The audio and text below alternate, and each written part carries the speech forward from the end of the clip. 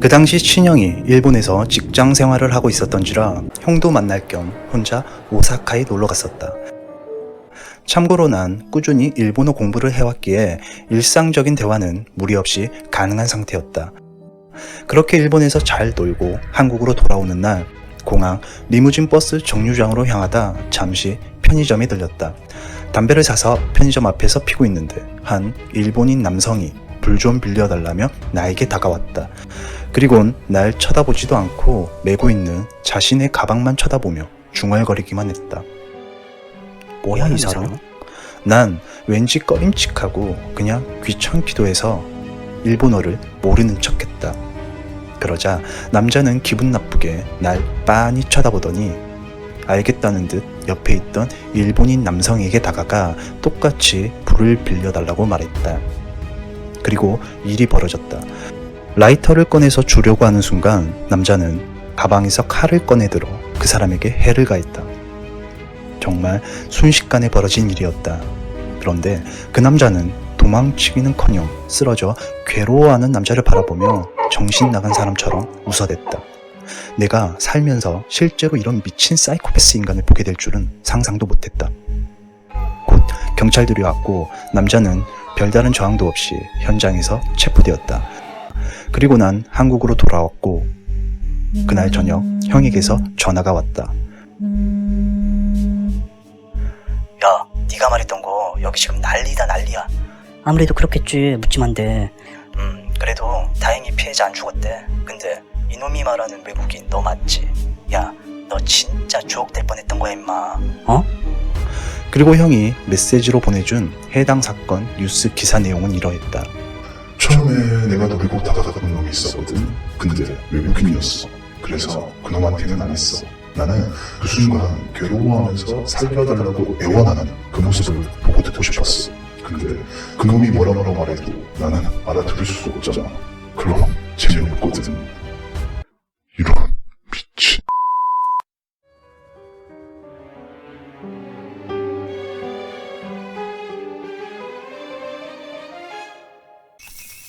한 살 위인 친형과 난 같이 방을 쓴다. 작년 겨울방학 때의 일이었다.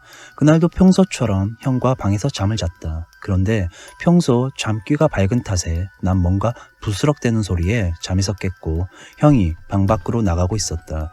화장실 가나 보네. 난 다시 잠이 들었고 아침에 깨어보니 형은 아직 잠을 자고 있었다. 며칠이 지난 밤 뭔가 퉁퉁 치는 소리에 난 또다시 자다 잠에서 깼다. 그런데 형이 방문 앞에 서서 노크하듯 방문을 두드리고 있었다. 형, 자다 말고 문을 왜 두드리고 있어?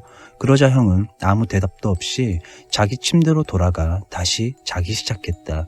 다음 날 당연히 난 형에게 물었다. 형, 어제 자다 말고 왜 문을 치고 있었어? 뭔 소리야? 잠만 잘 잤는데. 어제 형이 새벽 2시에 방문 두드리고 있었다니까? 왜 그러냐고 하니까 쌩 까고 다시 잤잖아. 꿈 꿨냐? 내가 그랬다고? 응. 나는 아무 기억이 안 나는데? 잠만 잘 잤는데. 형, 목류병 아니야?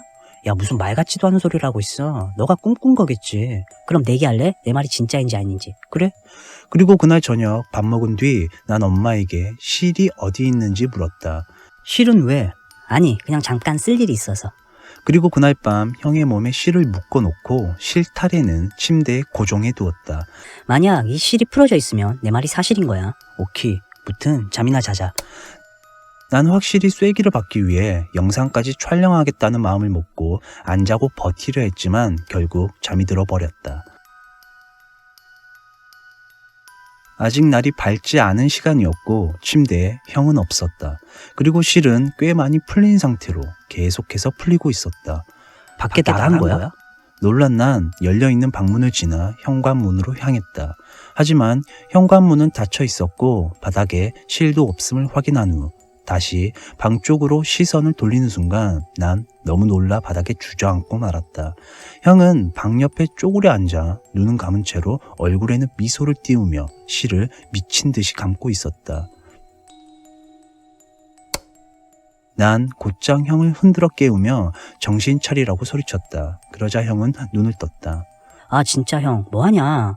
형도 꽤나 많이 놀란 듯한 모습이었다. 그리고 부모님과 누나도 놀라 거실로 나왔다. 모든 상황을 부모님께 말씀드렸고 형의 목류병 치료도 시작되었다.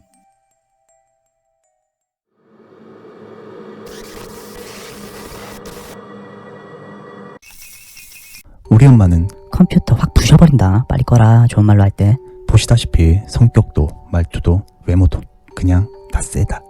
그날은 오랜만에 시골 할머니 댁에 갔을 때였다. 할머니 할아버지 저 왔어요. 아이고 우리 손자 왔나. 잘 지내셨죠? 그렇게 할머니 댁에서 맛있는 것도 많이 먹고 오랜만에 즐거운 시간을 보낸 우리 가족은 늦은 밤이 돼서야 집으로 향했다. 그리고 그 동네 저수지 옆을 지나갈 때였다. 조수석에 타고 계시던 엄마가 갑자기 아이고 많다 많어. 뭐가? 귀신들. 왜 그래 무섭게. 임마 원래 물가는 음기가 강해서 귀신들이 있을 수밖에 없어요. 아 근데 진짜 많이 몰렸네. 어휴. 그러고 보면 엄마는 귀신이 보인다면서. 근데 어떻게 그렇게 아무렇지 않을 수가 있어?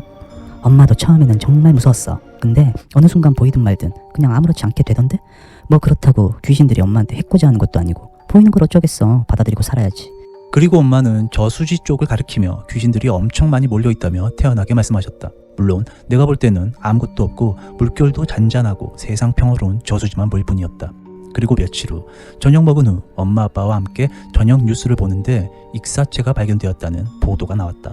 오늘 아침 6시 30분경 땡땡도 땡땡군 땡땡읍 저수지에서 신혼 미상의 시신이 발견되었습니다. 경찰에 따르면 시신의 부패 훼손 정도가 경미한 것으로 보아 최근 익사한 것으로 추정되며 사건 경위를 밝히기 위해 주변 인물과 CCTV 등을 조사하고 있다고 밝혔습니다. 그런데 놀랍게도 그 장소가 우리 할머니 동네에 있는 바로 그 저수지였다. 놀란 난 엄마한테 엄마 저기. 어머님 동네네? 아 그래서 그렇게 몰려 있었구나. 귀신들 저 시체 보려고 귀신들이 몰려 있었다고.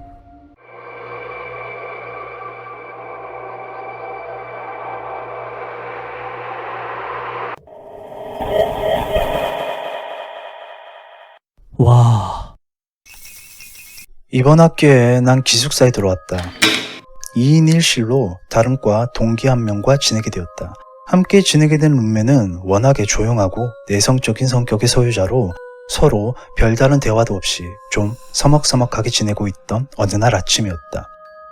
야, 너 잠꼬대 하더라? 내가? 진짜? 뭐라고 잠꼬대 하던데? 몰라. 알아듣지도 못하는 말만 해댔어. 아, 어제 술도 안 먹었는데. 나 잘 때 예민하니까 조심 좀 해줘.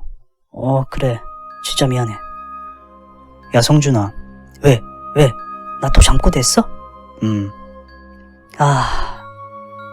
그리고 나의 잠꼬대가 계속되는 가운데 며칠이 지났을 때였다. 너 어제는 아주 그냥 내 귀 앞까지 와서 잠꼬대 했어. 미친. 내가 진짜? 진짜 잠 좀 자자. 점점 룸메의 반응도 거칠어지고 짜증이 섞이기 시작했다. 그러다 도저히 안 되겠다 싶어 그날 밤은 일부러 녹음기를 켜둔 채 잤다. 다음날 아니나 다를까 룸메는 또 내가 잠꼬대를 했다며 불만을 드러냈고 그날 오전 내내 녹음 내역을 확인했지만 전혀 아무것도 녹음된 게 없었다. 그리고 같은 과 친구한테 이 이야기를 하게 되었다. 야, 룸메가 그러는데 내가 요즘 잠꼬대를 하나 봐. 에? 너 수업 중 저 잘 때는 잠꼬대 안 하던데? 그래서 내가 어제는 자면서 녹음을 해봤거든? 근데 녹음된 게 아무것도 없어. 그래? 근데 왜 그래? 그러니까 어이가 없다고. 잠시만. 왜? 야, 내가 볼 땐 네가 문제가 아닐 수도 있어. 무슨 멍소리야.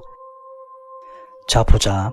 학기 시작부터 지금까지 거의 매일 시끄럽다고 하는 거 보면 네 룸메가 엄청 예민하거나 그냥 미친놈이라는 거지. 그러니까 뭔 소리냐고. 조현병. 내가 이거 TV에서 봤는데 초기 증상이 누가 자기 귀에 대고 막 중얼중얼 말하는 환청이 들린다잖아. 그리고 결정적으로 어젯밤에 녹음된 것도 아무것도 없다면서. 에이 설마. 야 시끄럽고 오늘 밤에도 무조건 녹음 한 번 더 해봐. 역시 이날 아침에도 똑같은 룸메의 불만과 짜증. 하지만 녹음된 건 아무것도 없었다. 그리고 이날 결국 나도 터지고 말았다. 야, 내가 이틀을 자는 동안 녹음했거든? 근데 잠꼬대는 무슨 아무 소리도 안 들리던데? 뭐? 그럼 내가 잠결에 듣는 그 소리들은 뭔데? 내가 어떻게 알아? 야, 너 진짜 병원 한번 가봐. 내가 문제가 아니고 문제는 너한테 있는 것 같으니까. 그 말은 내가 이상하다는 뜻이야? 나도 모르겠고 여튼 한 번만 더 내가 잠꼬대 한다고 헛소리하면 그땐 진짜 뒤진다. 그리고 그날 과 사람들과 한잔하고 늦게 기숙사에 들어갔고 룸메는 이미 자고 있는 상태였다.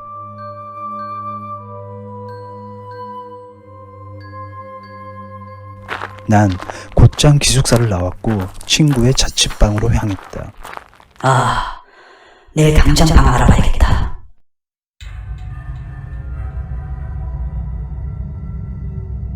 네 잠꼬대 때문에 나만 피해보고 있는데 네가 감히 나한테 짜증을 내? 오늘도 시끄럽게 해서 못 자게 하기만 해봐.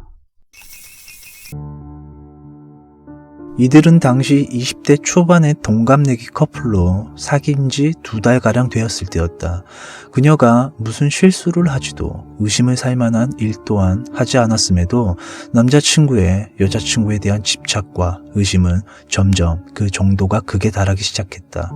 이러다 보니 두 사람은 자주 다투게 되었고 결국 그녀는 남자친구에게 헤어지자고 말하게 되었다. 하지만 그는 몇 날 며칠을 그녀에게 연락하며 헤어지길 거부했다. 그렇게 결국 그녀는 그의 연락처를 차단하고 무시로 일관했다. 그녀에게 모르는 번호로 전화가 걸려왔다. 여보세요? 아, 드디어 받았네. 헤어진 남자친구였다.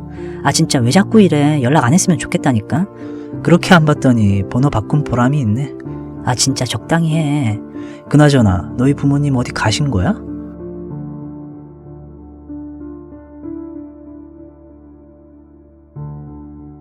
너가 그걸 어떻게 알아? 저기 잠깐 밖을 좀 봐봐. 뭐? 그녀는 방 창문을 열어 밖을 내다봤다. 창밖엔 남자가 그녀의 집을 올려다보며 서 있었다. 아까 너희 부모님 나가는 거 봤지. 놀란 그녀는 핸드폰을 꺼버렸다. 하지만 그는 1시간 후에도 3시간 후에도 그리고 어두워진 밤까지 그녀의 집 앞에 있었다. 안 되겠다 싶어 그녀는 전화기를 켜고 메시지를 보냈다. 너 미쳤어? 뭐 하는 거야? 그러지 말고 다시 한번 생각해봐. 아니, 절대 싫어. 그러니까 이제 진짜 그만해. 더 이상 답장이 없어 그녀는 창밖을 내다봤고 다행히 남자는 없었다. 아, 갔나 보네. 그리고 그녀는 다시 차단하기 전 마지막 메시지를 남겼다. 나 같은 것 때문에 괜히 시간 낭비하지 말고 너도 이제 그만하고 잘 지냈으면 좋겠어. 결국 그녀는 경찰을 부를 수밖에 없었다. 땡땡아, 문 좀 열어봐. 얼굴 보고 얘기하자. 그래, 좋아. 어차피 네가 문 안 열어줄 테니 내가 알아서 들어갈게. 우선 오른팔부터.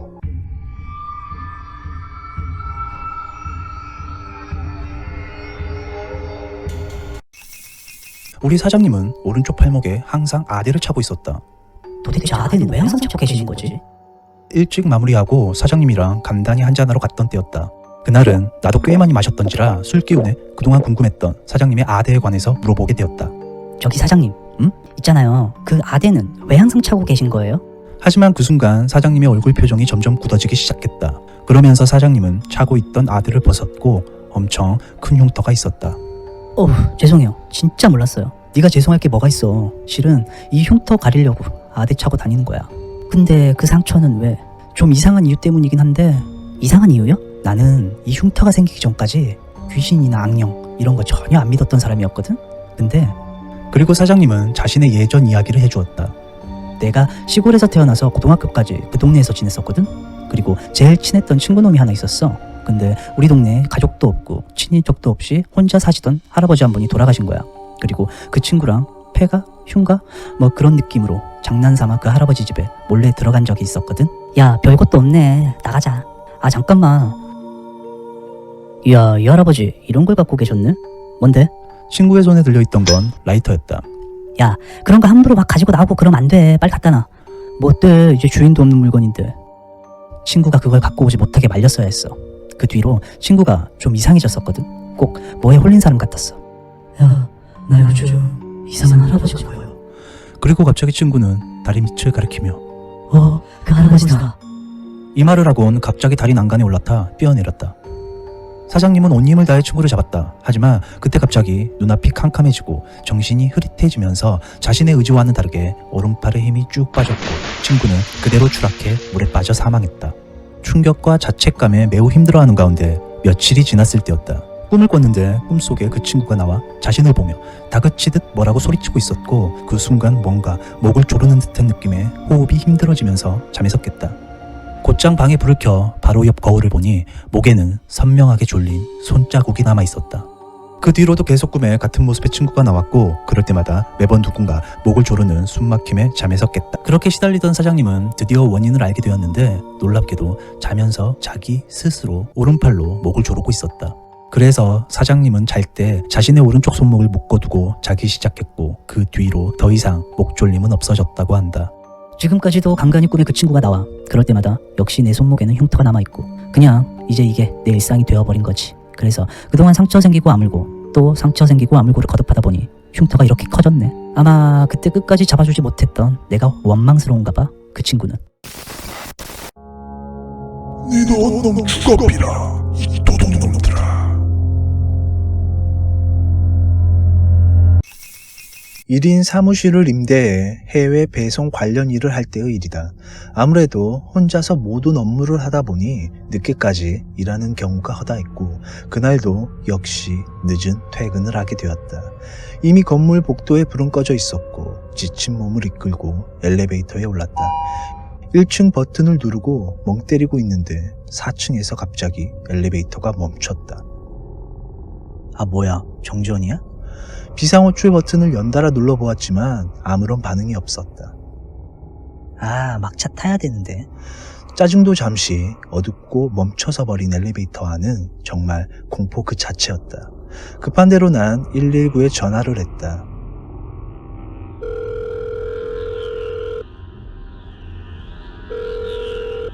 그런데 갑자기 핸드폰이 먹통이 되며 꺼졌다. 그 순간 내 등 뒤에 누군가 있음이 느껴져 뒤돌아보는 순간 사람이 너무 놀라면 순간 숨이 턱 막히면서 아무 소리도 안 나온다는 그 경험을 하게 되었다. 내 뒤 구석에 한 남자가 등을 돌린 채 고개를 숙이고 서 있었기 때문이다. 물론 내가 엘리베이터를 탈 때 아무도 없었고 중간에 이 남자가 타지도 않았기에 당연히 사람이 아님을 알 수 있었다. 난 얼어붙은 상태로 그 남자를 응시했고 남자는 천천히 돌아서기 시작했다. 그 모습에 난 너무 놀라고 무서워 옆 구석으로 몸을 피했다. 그리고 남자는 엘리베이터 버튼 앞으로 가더니 두 팔을 들어 올려 버튼 앞에서 휘저어댔다. 남자는 한참을 그러다 나에게 말했다. 몇 층에서 내리는 게 좋을까요? 이 말을 한 뒤 남자는 기이한 모습으로 날 쳐다보며 웃어댔다.